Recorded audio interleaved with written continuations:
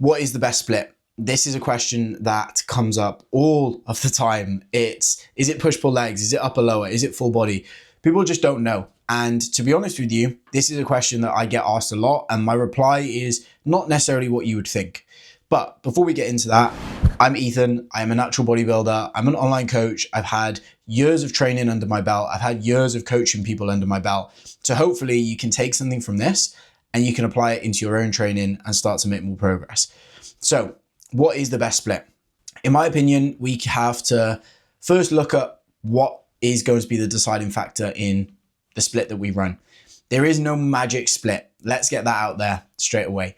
Now, the first thing we need to look at is what your physique actually needs. And this is where people go wrong, in my opinion. They will first ask themselves, how often can I train? What's my favorite influencer doing? Or what's my favorite athlete doing? And they'll just copy that, or they'll simply base it off the days that they can be in the gym.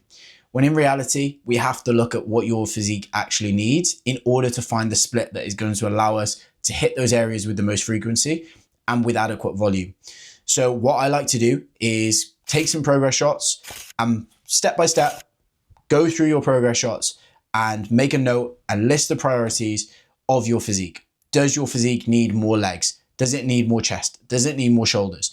Now, for majority of people watching this, myself included, we are going to just need more muscle everywhere. But there may be areas of our physique that need a little bit more attention. And that's fine.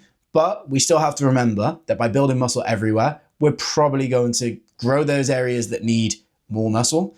And the area that maybe doesn't need more is just going to get better. So if we have a muscle group that stands out and it stands out even further, that's not necessarily a bad thing. So that's something I think is really important to understand, is find your areas of your physique that need a little bit more work, but don't then neglect the areas of your physique that maybe don't need as much. So the first split that we could look at would be full body. Now, this is a split that can work really, really well because it allows us to have a good amount of frequency. It allows us to have a good amount of rest. It allows us to have good and easy flexibility. What I mean by that is we can run it as 1 on, 1 off. We can run it as 1 on, 2 off. Like, we can basically fit that into most people's schedule. Now, the limitations come here with, in my opinion, enjoyment, but also being able to get enough work done within the session. I think for most people, the sessions either become quite long or they just simply aren't enjoyable because they don't feel like they're doing enough work. So this is one of the limitations there. But if you're new to the gym, new to lifting, new to physique development, then a full body split can work really, really well. And I think at some point, if you can run it, it's good to just test the waters. Now, the transition from that and someone that's maybe a little bit more experienced would be upper lower. Now, this is a really, really popular split in 2026 because it allows, again, really good flexibility, but it allows really, really good frequency. If we are able to train a muscle group more, arguably, we're going to be able to grow it more. And upper lower allows us to do that. So the difference from full body is we now have 2 days where we can split that workload. So we can take the upper part, put it into upper, we can take the lower into lower. So that session that we were doing all of that work in one, we now can split it, which means that we have a little bit more room to do more work in both days. So the volume for our upper can increase, the volume for our lower can increase. But we can still keep a good amount of frequency, we can still keep a good amount of recovery, and essentially we can, as I said, make more progress because we are now in that more experienced stage. So that's, again, the next split that we could look at. Now, after that, I'd be looking at something like push-pull legs. Now, this is a split that I've run within the last 5 to 6 years with very small kind of changes, just in terms of where I place rest days, the frequency of rest days, volume changes, things like that. But push-pull legs has been a split that I've run for, like I said, 5 to 6 years. It's something that I really, really enjoy. And I can't really see myself changing anytime soon because it ticks all of my boxes. It allows me to have a good amount of frequency. It allows me to have a good amount of rest. It allows me to have a good amount of flexibility. And most importantly, it allows me to get enough work done within the sessions without feeling like I'm in the gym for hours and hours and hours, without feeling like I'm doing crazy amounts of work in one day. And it just allows me to really focus in on certain muscle groups. For example, push, pull, legs. It allows me to really home in on those. So that is a split, in my opinion, once you get a little bit more advanced, that we can look at. Now, for me, the bro split was something that I did when I was probably younger on and early on in my training career, my training age, but this is a split that you could argue is a little bit more for the advanced lifter because it really breaks down the physique and it really allows you to put all your attention and all your eggs in one basket on that day. Now for me, a single body part split just doesn't really feel like I'd be getting the most bang for my buck in the gym because, for example, doing a whole day where I was training my shoulders, I just don't think I need to do that. I think if I can put in some chest work, some shoulder work, mix it together, it's probably going to work really, really well. So for me, the bro split can work, but I don't really want to talk about that too much because I think there's potentially better options there.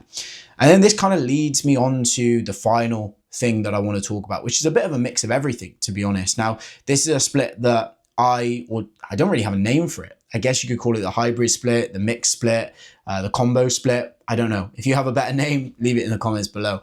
But this is a split that I like to use with clients. And this is essentially taking the best parts of all of them. So I will often have people run upper lower full body. I'll have people run push pull legs upper lower. I might have people run push pull legs full body. You know, I like to mix these splits together because, like I said, it allows me to take the best of all of them and have then one split that is specific to that individual. It hits every kind of need that we have, and essentially it allows us to just have really good individualization. Is that a word? Or did I just make that up? I think it's a word. But it allows us to really make it specific to the individual. So that's why I like to have a little bit of a combination between all splits. So hopefully this video has given you something to think about. The main thing is your split needs to be decided on what your physique actually needs, not just what your favorite influencer does. We need to take into consideration enjoyment. We need to take into consideration availability, but most importantly is what your physique needs. So start with that as opposed to everything else. You'll probably be able to find a better split. It's also important to remember that when we are looking at training splits, they're not the magic pill. They're not the answer to all your problems. Realistically, it's just a way to plan in where you're going to hit the areas of your physique that need the most attention. So it's not like if you now magically start doing upper lower full body, you're going to make a load of progress. You might, but it's not probably going to be because of the split. It's more likely going to be down to the volume, the frequency, and adequate recovery. So as long as you're giving yourself a good amount of volume within your sessions, a good amount of frequency of hitting those sessions, and adequate rest, of course, while eating plenty of food, you're going to grow a lot of muscle. So hopefully this has given you something to think about. If anybody has any questions, if anybody has any differences in opinions to what I've just said, then please leave it down below. I would love to discuss more about these things with people. And of course, I'd be more than happy to help anybody out. So you can reach me on any of my socials. You can leave a comment down below. If you have enjoyed the video, then thank you for watching. And I will be back in the gym soon. I will be posting more training. It's a slightly different video today, but hopefully it does help some people out. So I'll leave it there. Don't forget to like, comment, subscribe, and I'll catch you in the next video when I'm training. Maybe we'll do push for the next video. So I'll catch you then.